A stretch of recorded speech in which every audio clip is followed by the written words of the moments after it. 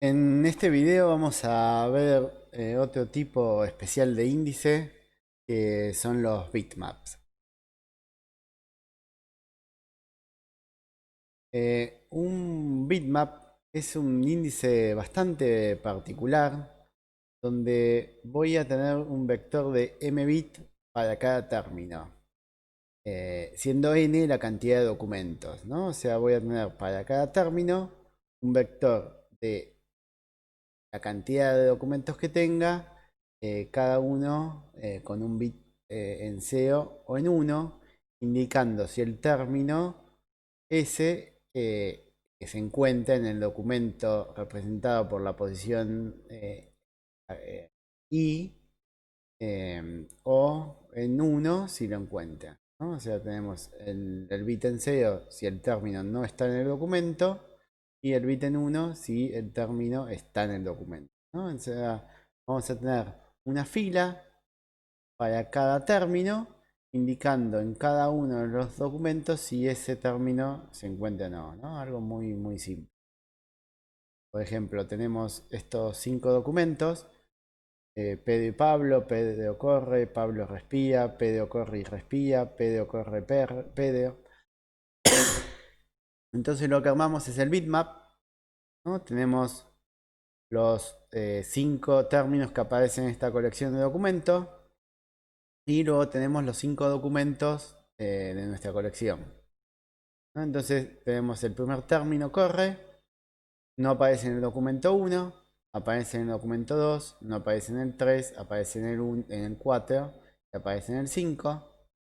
Pablo, tenemos un 1 porque aparece en el documento 1, 0 porque aparece en el documento 2, 1 documento 3 y no aparece en el documento 4 y 5, ¿no? O sea, cada uno de los términos tengo un 1 o un 0 si ese término aparece en cada uno de los documentos, ¿no? Y este sería nuestro bitmap indicando información de en qué documento aparece cada uno de los términos. ¿Cómo hacemos una búsqueda, no? Bueno, simplemente buscamos el término en el bitmap, ¿no? Los términos están ordenados, hacemos una búsqueda binaria, obtenemos el término buscado y obtenemos la fila y los bits que estén encendidos en uno nos indica el documento en donde está ese término, ¿no? Muy, muy simple. Y algo muy, muy fácil también de resolver son las consultas booleanas, ¿no? Obtenemos, o sea, la fila para cada uno de los términos que estamos buscando y luego simplemente lo que hacemos es el mismo OR o AND de la consulta entre las filas de cada uno de los términos, ¿no? Entre los bits de las filas, y el resultado nos va a dar los documentos que poseen nuestra consulta booleana.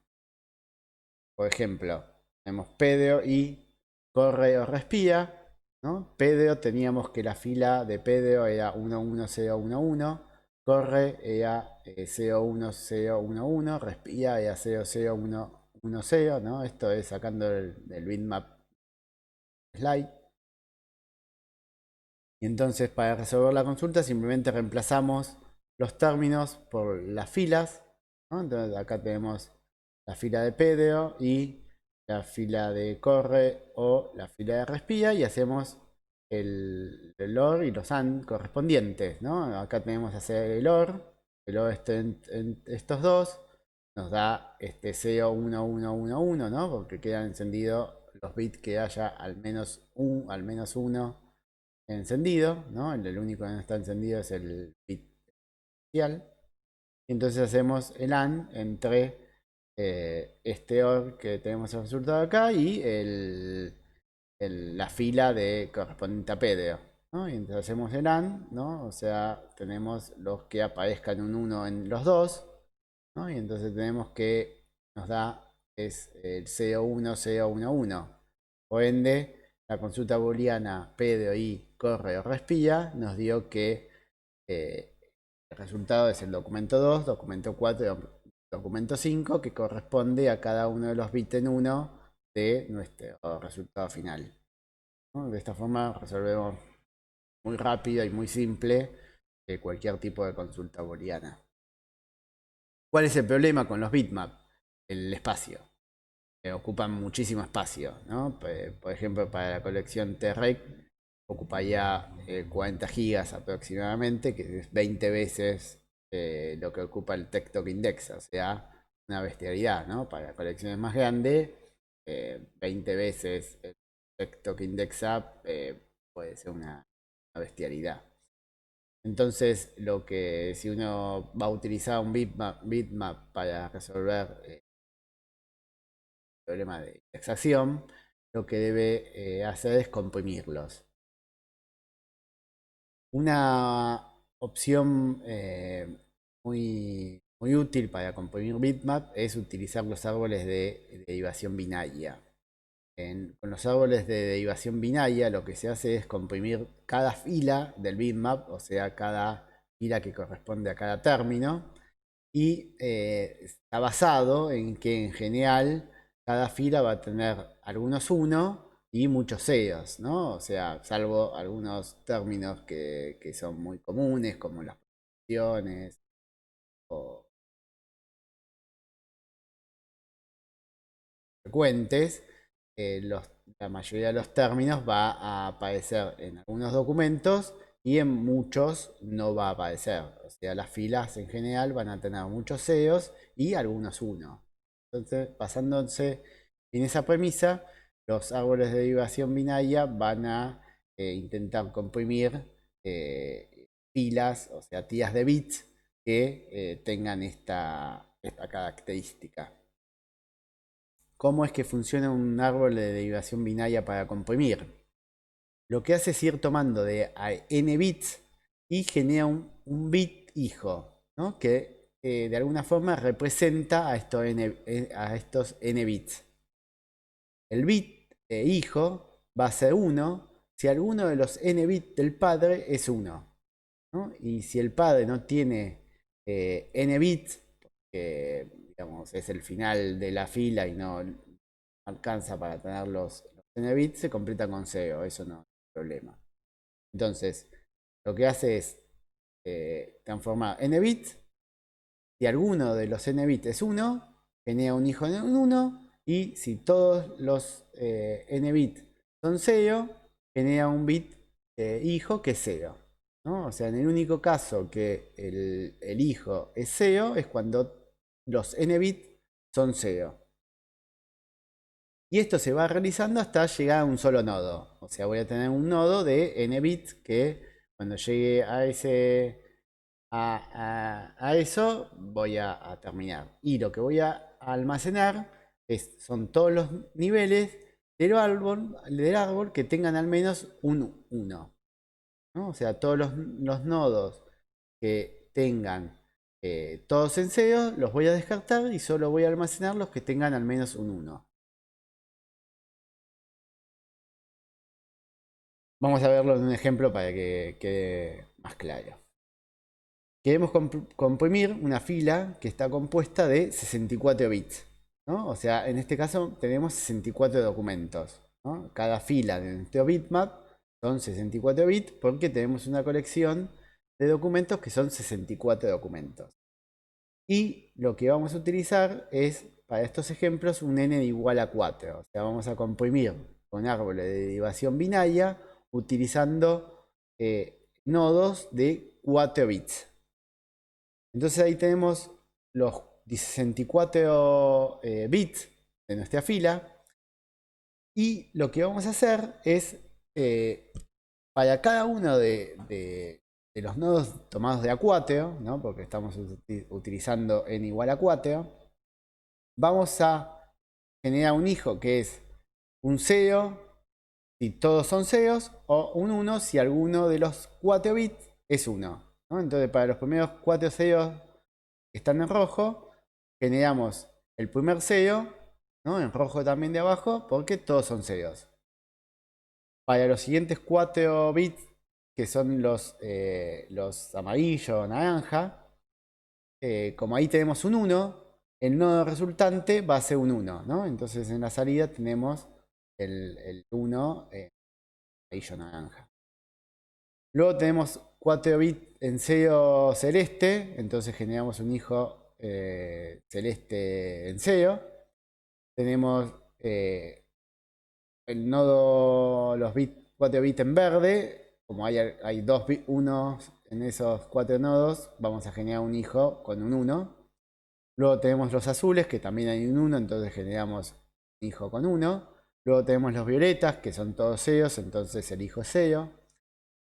Tenemos los rosa, que hay un 1, entonces el hijo es 1. Y después tenemos todos nodos que son todos SEOs, así que vamos a generar un SEO cada 4 bits que tengamos, ¿no? Para cada uno de los nodos generamos un SEO. Entonces luego de la primera fase lo que vamos a tener es este resultado donde tenemos SEO1, SEO1, 1 SEO, 1 SEO y luego 8 bits en SEO. Y ahora hacemos la segunda fase, o sea, vamos a procesar esta fase intermedia para generar cada 4 bits un nuevo hijo. ¿No? Entonces tenemos el primero que es en negro, como tiene 2, 1, vamos a generar un nodo hijo con un bit en 1. Luego tenemos los rojos, que hay 2 bits en 1, así que vamos a generar un bit en 1. Luego tenemos los verdes y los azules, que son todos SEOs, así que vamos a generar 2 SEOs en la salida, ¿no? Y acá ya llegamos a un nodo que tiene 4 bits. Así que este es el resultado de nuestro... hasta acá, digamos, no tenemos que procesar más nodos y lo que tenemos que ahora hacer es ver qué tenemos que almacenar de todo esto, ¿no? El árbol final queda ahí a el último nodo que generamos recién, el 1100, los 4 nodos de 4 bits de la fase intermedia y por último los 64 bits originales. Entonces el output son todos los nodos de 4 bits que tengan al menos un bit en 1. ¿No? Entonces primero tenemos el nodo de 4 bits de la raíz. Luego tenemos el nodo de 4 bits de negro, en negro. Luego tenemos el nodo coloreado. Luego tenemos el naranja o amarillo que está en la tía de bits originales, ¿no?